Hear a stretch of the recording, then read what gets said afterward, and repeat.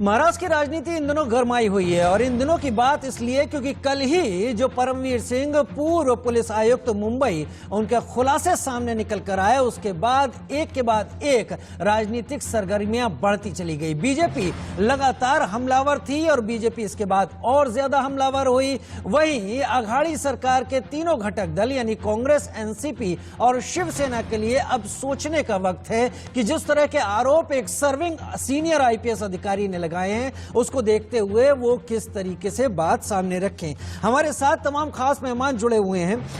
हमारे साथ अनुज अत्रे साहब जुड़े हुए हैं, संजय गुप्ता शिवसेना से जुड़े हुए हैं, ब्रजमोहन श्रीवास्तव साहब भी हमारे साथ एनसीपी से जुड़ रहे हैं, वेदभूषण साहब एसीपी हमारे साथ जुड़ रहे हैं। मैं माफी चाहता हूं, उस वक्त मुझे रोकना पड़ गया था। अनुज अत्रे साहब, आपको आप अपनी बात पूरी करें, उसके बाद मैं राम कदम साहब के पास आऊंगा। हाँ जी, धन्यवाद आपका। देखिए, जिस तरह से आरोपों की बात हो रही है, निश्चित तौर पे ये बहुत गंभीर आरोप जो पूर्व पुलिस कमिश्नर परमवीर सिंह ने जो होम मिनिस्टर के खिलाफ लगाया है, ये बहुत ही गंभीर मामला है। लेकिन इनकी सत्यता को पहले परखना पड़ेगा। हमारा ये कहना है कि पहले ये बताएं परमवीर सिंह कि ये जब उनको 1 महीने से इस तरह की इस चीज को आरोपों को मालूम था और ये मालूम था कि गृह मंत्री ने सचिन वाजे को बोला है कि 100 करोड़ रुपए आप इकट्ठे करके दो, और उनकी नाक के नीचे पुलिस विभाग क्या इस चीज के लिए शामिल हो गया था? क्या पुलिस विभाग के अधिकारी उगाही के लिए तैयार हो गए थे और क्या उगाही चल रही थी? अगर चल रही थी तो सीधा सीधा उसके लिए सबसे पहले तो वही जिम्मेदार हैं, वही बताएं कि क्यों चुप रहे 1 महीने तक। और दूसरी बड़ी बात यह है कि क्या अगर 17 मार्च को उनका ट्रांसफर नहीं होता और वो भी 1 साल तक और रहते पुलिस कमिश्नर, तो क्या वो उस उगाही में शामिल रहते? तो ये भी बड़ा सोचने का विषय है। अनुज अत्रे साहब, आपके सवाल से मैं भी आपके सवाल से इत्तेफाक रखता हूं, एकदम मानता हूं इस बात को कि आखिर ये वक्त क्यों चुना गया। परमवीर सिंह जी ने अगर इतनी गंभीर बात थी, और गंभीर बात नहीं, जब से खुलासा हुआ है उसके बाद से ऐसा लग रहा है कि अगर यही सच्चाई है तो ये वाकई घिनौनी सच्चाई है। मैं राम कदम साहब आपके पास आना चाहूंगा, उसके बाद मैं वेदभूषण साहब से कुछ बातें जानूंगा, क्योंकि वेदभूषण साहब फोर्सेस से आते हैं और इस तरह के तमाम दबावों को झेलते रहे होंगे। परमवीर साहब के खुलासे के बाद जांच कब, एक्शन कब तक? मेरा सवाल यह है कि जिन पर सवाल है, बीजेपी जिन पर सवाल उठा रही है, अगर वही जांच करेंगे तो परिणाम किस तरह का आएगा? क्या इस पर आपको कुछ कहना है?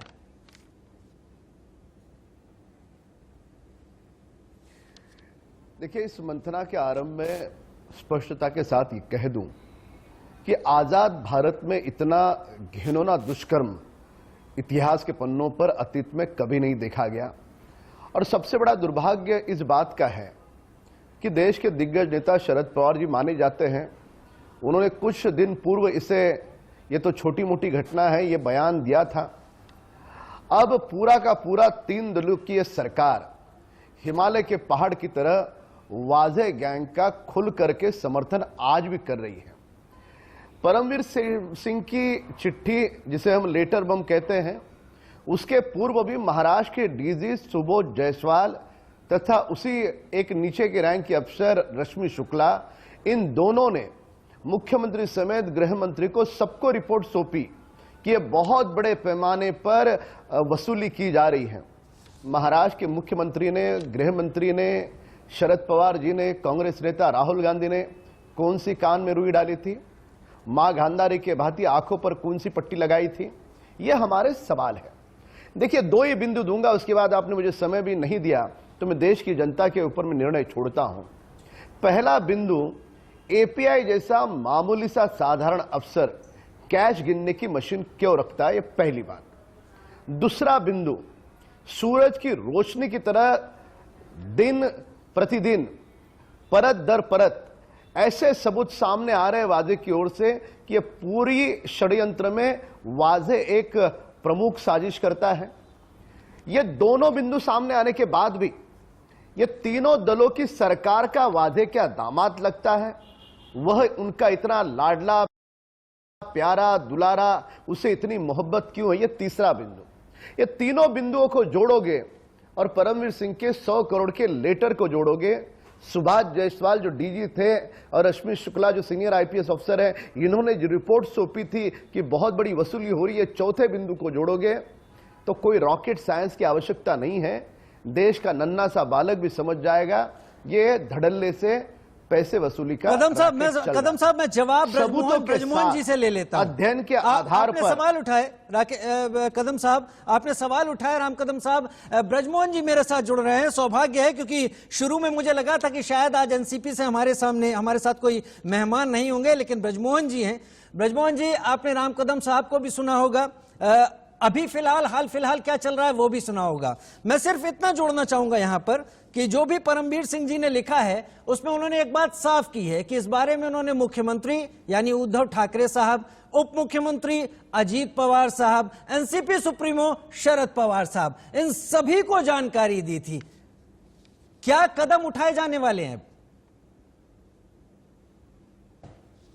मेरे ख्याल से संपर्क नहीं इस वक्त से हमारा जुड़ पाया है, माफी चाहता हूं। वेद भूषण साहब, आपके साथ जो कुछ भी आपने सीनियर आईपीएस परमवीर सिंह के जरिए यानी मुंबई के पुलिस आयुक्त रहे, पुलिस कमिश्नर रहे, उनके खुलासे के जरिए जाना है, एक सीनियर आईपीएस ऑफिसर हैं, क्या पुलिस इस तरह के दबावों में काम करती है? क्या जिस तरीके का खुलासा आईपीएस परमवीर सिंह जी ने किया है, क्या ये सब होता है? और अगर ये सारी बातें उन्होंने लिखी हैं तो एक सीनियर आईपीएस ये माना भी जाए कि हवाबाजी में तो ऐसी बातें नहीं ही कहेगा। राजीव जी, मुझे बड़ा स्ट्रेंज लग रहा है कि इस पत्र को पब्लिक डोमेन में आए 24 घंटे से ऊपर हो गए हैं। इसमें सीधा सीधा प्रिवेंशन ऑफ करप्शन एक्ट का मुकदमा बनता है, एक ऑफेंस बनता है, क्राइम बनता है। क्यों अभी तक सरकारें, चाहे केंद्र सरकार है चाहे स्टेट की सरकार है, किन लोगों को बचाने के लिए एफआईआर दर्ज नहीं कर रही? क्योंकि इसकी जांच केवल और केवल central agency, central bureau of investigation से की जानी चाहिए, क्योंकि स्टेट गवर्नमेंट के ऊपर बहुत ही सीरियस एलिगेशन है। पुलिस का पूरा महकमा संदेह के घेरे में आ चुका है, इसलिए वक्त की जरूरत है, तुरंत इसमें एफआईआर दर्ज की जाए, चाहे वो देशमुख साहब के खिलाफ हो या किसी पुलिस अधिकारी के खिलाफ हो, पर सत्यता की जांचने के लिए तो एफआईआर होती है। तो हम तो डिमांड करते हैं ये एफआईआर कब दर्ज की जाएगी। ठीक है, इससे आगे की बात कर रहा हूं। प्रिवेंशन ऑफ करप्शन एक्ट, ठीक है, प्रिवेंशन। मेरे पास समय थोड़ा कम है और ब्रजमोहन जी मेरे साथ जुड़े हैं और एक बार फिर उनसे मेरा संपर्क यहां पर हो गया है। ब्रजमोहन जी, इस बारे में परमवीर सिंह जी की चिट्ठी के मुताबिक मुख्यमंत्री जानते थे, उप मुख्यमंत्री जानते थे, शरद पवार साहब एनसीपी सुप्रीमो जानते थे। क्या कदम उठाया जाना चाहिए या अभी भी इंतजार किया जाएगा? ब्रजमोहन साहब,